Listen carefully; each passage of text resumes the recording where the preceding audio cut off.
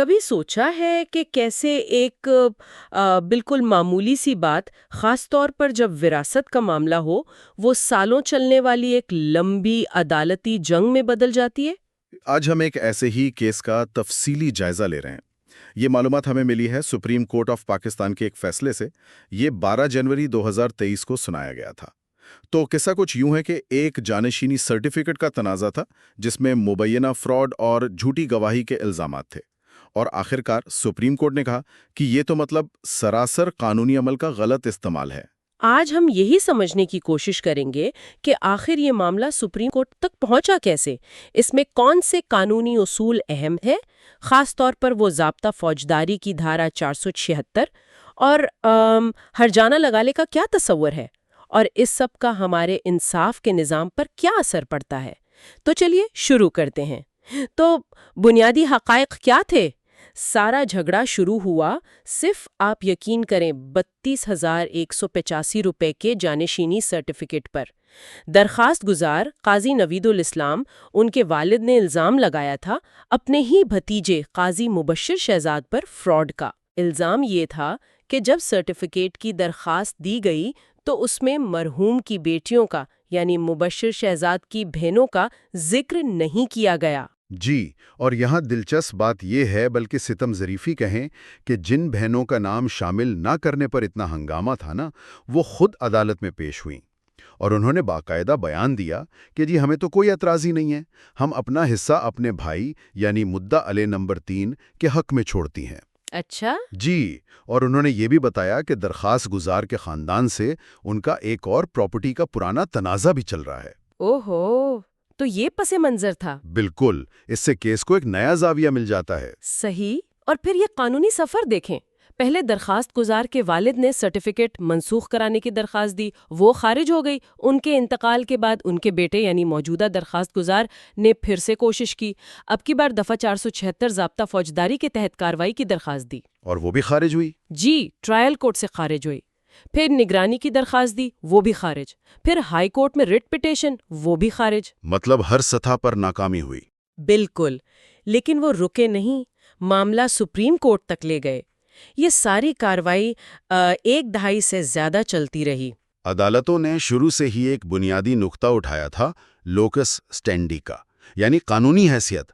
آسان لفظوں میں، کیا درخواست گزار کا مرحوم کی وراثت میں کوئی براہ راست قانونی حق یا مفاد تھا بھی؟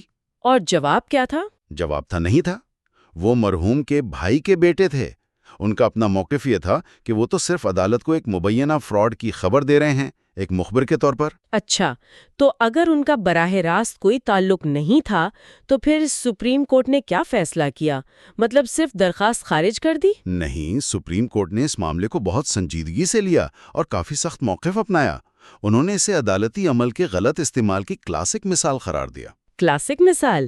جی، عدالت نے کہا کہ یہ مقدمہ بازی نہ صرف غیر سنجیدہ اور پریشان کن ہے، بلکہ اس کی اصل وجہ وہ دوسرا پراپرٹی تنازع ہے۔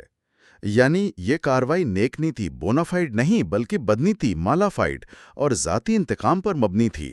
لیکن ایک منٹ، یہاں ایک سوال ہے۔ اگر کوئی عدالت کے سامنے مبینہ فراڈ یا جھوٹی گواہی کی نشاندہی کر رہا ہو تو کیا عدالت کا فرض نہیں کہ وہ اس پر غور کرے، چاہے شکایت کرنے والے کا براہ راست تعلق نہ بھی ہو؟ پھر یہ دفعہ 476 کا کیا مقصد ہے؟ دیکھیں، آپ کی بات اپنی جگہ درست ہے۔ دفعہ 476 ضابطہ فوجداری عدالت کو اختیار ضرور دیتی ہے کہ وہ اپنے سامنے ہونے والے بعض جرائم جیسے جھوٹی گواہی کا نوٹس لے، لیکن اہم بات یہ ہے کہ یہ اختیار ثوابدیدی ہے، لازمی نہیں ہے۔ اچھا، ثوابدیدی؟ جی، عدالت کو یہ دیکھنا ہوتا ہے کہ کیا ایسی کارروائی کرنا انصاف کے مفاد میں ہے۔ اس کیس میں جب وہ بہنیں خود آ کر کہہ رہی ہیں کہ انہیں کوئی مسئلہ نہیں اور ایک پرانا خاندانی جھگڑا بھی موجود ہے، تو عدالت نے یہ سمجھا کہ 476 کی کارروائی شروع کرنا انصاف کے مفاد میں نہیں ہوگا۔ عدالت نے محسوس کیا کہ اس دفعہ کو ذاتی رنجش نکالنے کے لیے استعمال کیا جا رہا ہے۔ سمجھ گئی۔ اچھا، اور پھر وہ ہر جانے والی بات؟ سپریم کورٹ نے صرف پٹیشن خارج نہیں کی بلکہ درخواست گزار پر 1 لاکھ روپے کا ہرجانہ بھی عائد کیا۔ آخر کیوں؟ جی بالکل، سپریم کورٹ رولز 1980 کا آرڈر 28 رول 3 عدالت کو یہ اختیار دیتا ہے۔ دیکھیں، ہرجانہ عائد کرنے کا مقصد صرف سزا دینا نہیں ہوتا، اس کے پیچھے کئی وجوہات ہیں۔ ایک تو یہ کہ ایسی غیر سنجیدہ، پریشان کن اور بدنیتی پر مبنی مقدمہ بازی کی حوصلہ شکنی کی جائے تاکہ لوگ عدالتی نظام اور وقت کا غلط استعمال نہ کریں۔ صحیح۔ دوسرا، جس فریق کو بلا وجہ اس لمبی کارروائی میں گھسیٹا گیا، اس کے کچھ اخراجات کا ازالہ ہو سکے۔ تیسرا، یہ نظام پر سے بیکار مقدمات کا بوجھ کم کرتا ہے تاکہ عدالتیں ان مقدمات پر توجہ دے سکیں جہاں واقعی انصاف کی ضرورت ہو۔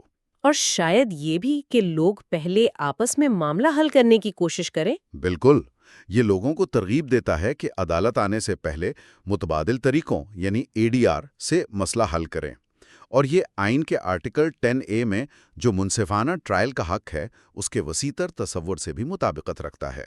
تو اگر ہم خلاصہ کریں، ایک بہت ہی معمولی رقم، صرف 32,000 روپے کا معاملہ ذاتی اناد اور پرانے جھگڑوں کی وجہ سے 1 دہائی سے زیادہ لمبی قانونی جنگ بن گیا، اور آخر میں سپریم کورٹ نے اسے عدالتی عمل کا غلط استعمال قرار دے کر نہ صرف خارج کیا بلکہ بھاری ہرجانہ بھی عائد کر دیا۔ جی بالکل، یہ ہوا۔ اس کیس کی اہمیت یہ ہے کہ یہ ہمیں دکھاتا ہے کہ کیسے ذاتی تنازعات پورے نظام انصاف پر کتنا بوجھ ڈال سکتے ہیں۔ وقت اور وسائل کا ضیاع ہوتا ہے۔ یہ عدالتوں کے اس اختیار اور ذمہ داری کو بھی واضح کرتا ہے کہ وہ قانونی عمل کے ایسے غلط استعمال کو روکیں اور اس پر ہرجانہ عائد کریں۔ اور نیک نیتی کی اہمیت۔ جی، اور نیک نیتی بونافائیڈ کے ساتھ ساتھ حقیقی قانونی مفاد لوکس اسٹینڈی کی اہمیت کو بھی یہ کیس آج اجاگر کرتا ہے۔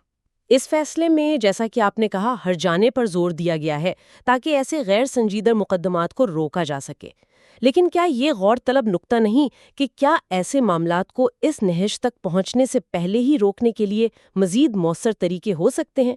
شاید ابتدائی مراحل میں ہی لازمی مصالحت کی کوشش کی جائے، یا ایسے دعووں کو فلٹر کرنے کا کوئی بہتر نظام ہو جن کی بنیاد قانونی سے زیادہ ذاتی رنجش پر نظر آتی ہو۔ اس پر سوچا جا سکتا ہے۔ You are watching Legal Gupshup and GK with MD, your source for legal, historical, and breaking news. Don't forget to like, subscribe, and share for more informative content.